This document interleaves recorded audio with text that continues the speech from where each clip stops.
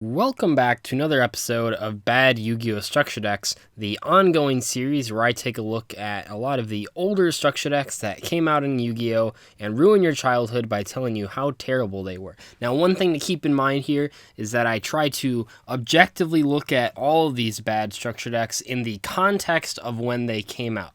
Obviously, if you compare them to modern Yu-Gi-Oh!, all of them are going to be terrible, but I think what's really interesting is when we look at when they came out and take a look at why they weren't even good back then. Now, I do like to mention at the start of all these videos that structure decks back in the day were very different than the modern structure decks that we have, specifically when referring to their competitive impact. These ones didn't really try to make any crazy changes onto occurring themes. They just sort of lightly added on some new cards to older themes without totally breaking them like we see with a lot of current structure decks from the past 3 to 4 years. Anyway, today's video is going to be on Warrior's Triumph. Now, this is probably one of the most requested structure decks, and I don't really get why people hate this so much. Maybe I'm just biased because I liked this a lot as a kid. I do want to say before we get into the really bad parts of the structure deck, this one did have some fairly good reprints for players looking to get into the game.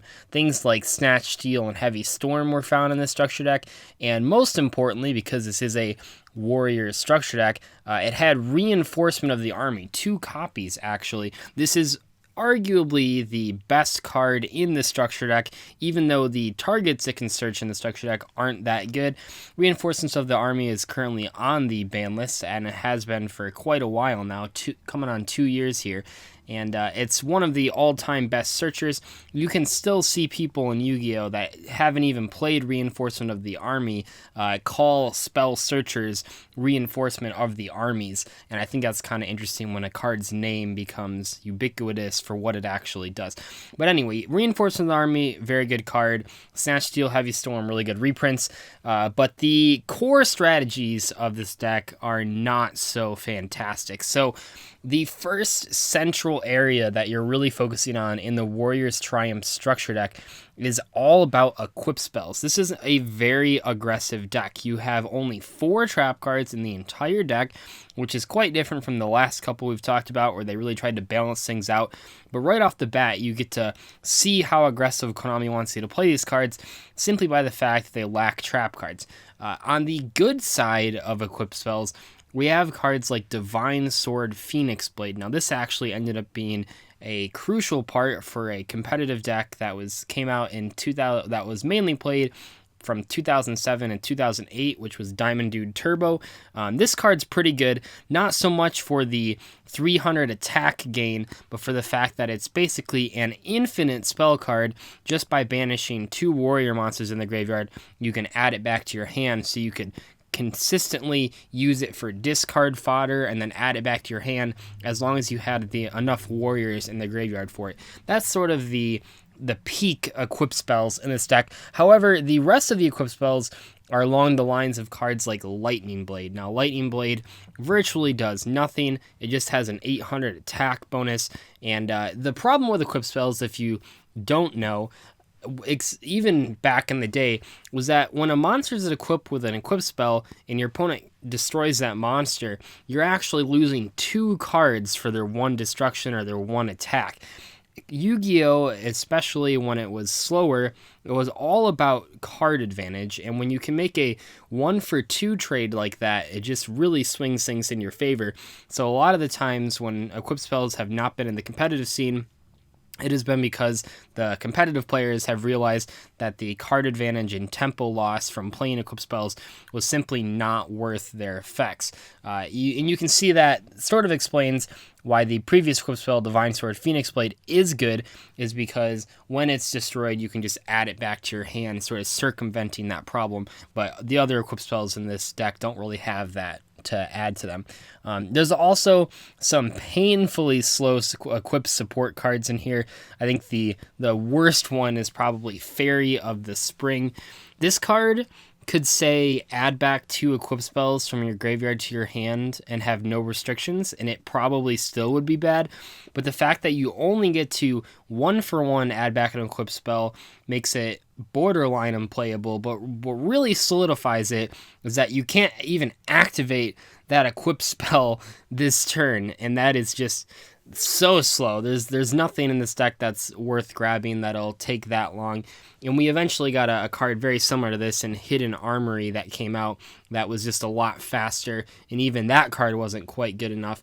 But Fairy of the Spring is just, there's no reason this card should be that slow.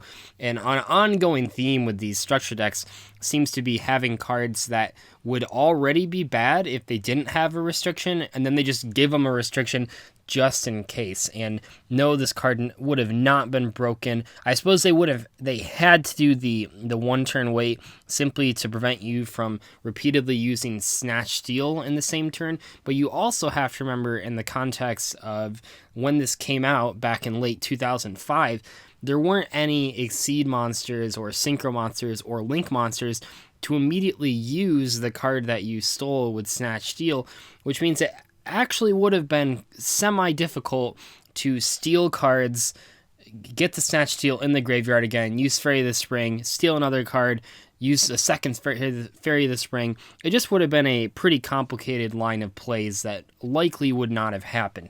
Anyway, beyond the equip spells and beyond just including a lot of warrior monsters in here, we have a small Gearfried engine. Now, Gearfried the Iron Knight I always thought was a very funny card, specifically because this is a structure deck all about equip spells, and Gearfried the Iron Knight destroys any equip spell that's equipped to him. It's like really funny. I don't know why I'm sure it's like some lore reason why that he has this terrible effect, but at best, Gearfried the Iron Knight is an 1800 attack beater. Sure, there's some slight benefits, like your opponent cannot Snatch Steal this card, but those are so slight that it's almost not worth mentioning. So you have Gearfried the Iron Knight, and what you're meant to do is summon him and then use Release Restraint. So Release Restraint lets you tribute him to special summon Gearfried the Swordmaster from your hand or your deck, and I do have to give this card credit.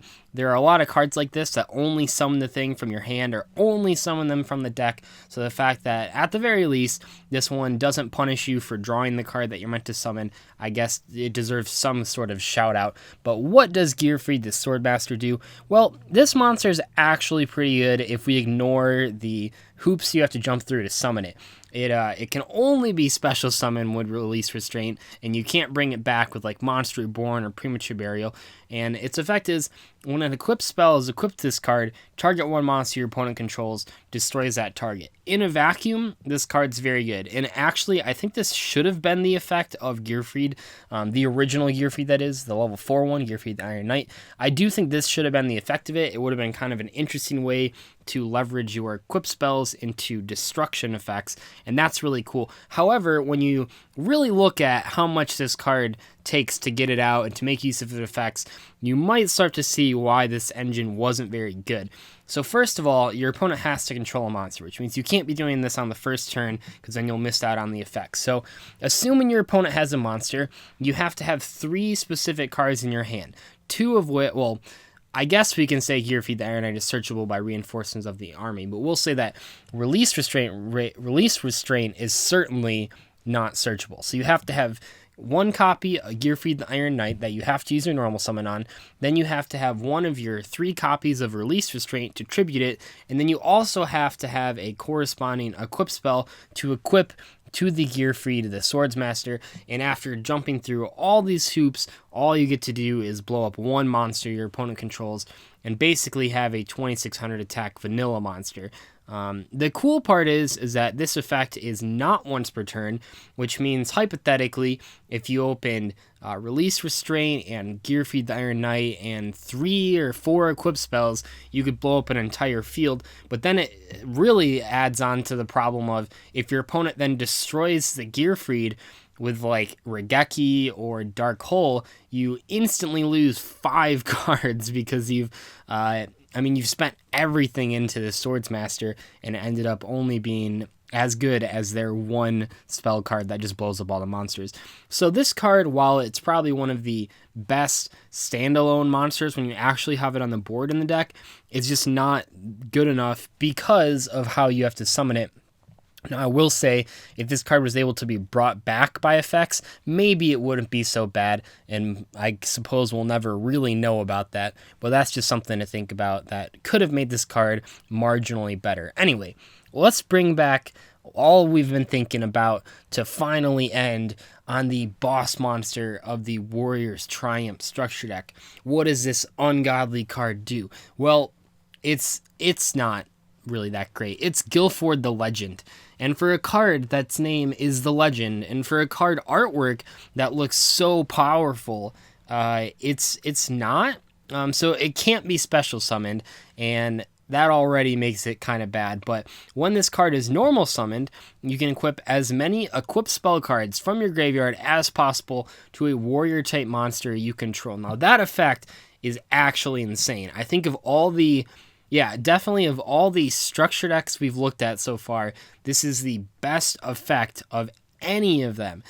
The idea being, after your opponent does a whole bunch of 1-for-2 trades to get rid of all your warriors and all your equipped spells, you can simply normal summon Gilford the Legend and then equip it with like 5 things. And then if your opponent does manage to kill Gilford the Legend, you're not losing that much advantage because it's not like you play those equipped spells from your hand. You simply equip them from your graveyard, which is very good. There's also some pretty crazy applications there. You can do some really stupid stuff if you somehow manage to normal summon a Gilford the Legend while you have Gearfried the Swordmaster on the field. You could then theoretically blow up an entire field and attack for a whole crap ton of damage.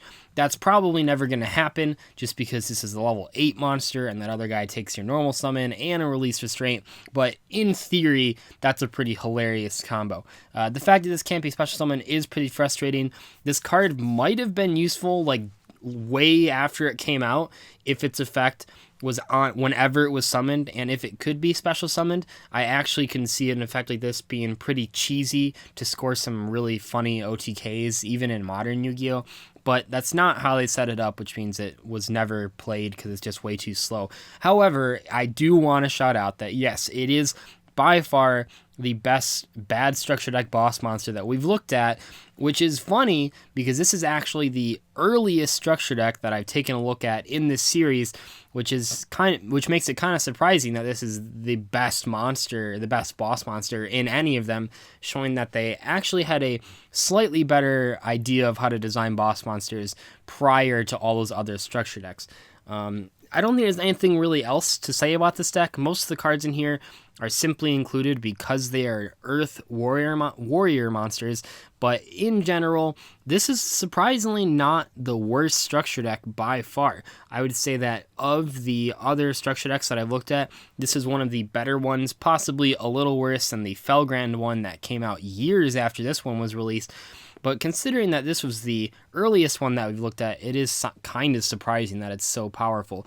One thing that I always like to mention when I talk about this structure deck and equip spells in general is that I do find it funny that so many of these cards have artwork of them holding a very specific sword in their artwork.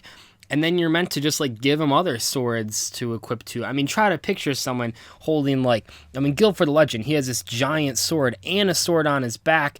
And try to imagine equipping him also with Divine Sword, Phoenix Blade, and also Lightning Blade. Like, how does he have that many hands to hold all these swords? But that's besides the point. Anyway, let me know what you guys think about this structure deck and if there's some broken combo that I missed in it. And also feel free to let me know if you want me to review any specific structure decks in the future. I sort of have an idea of what I want to look at, but obviously your input is always welcome because it will make certain structure decks appear sooner than others. I will see you guys later though. Bye.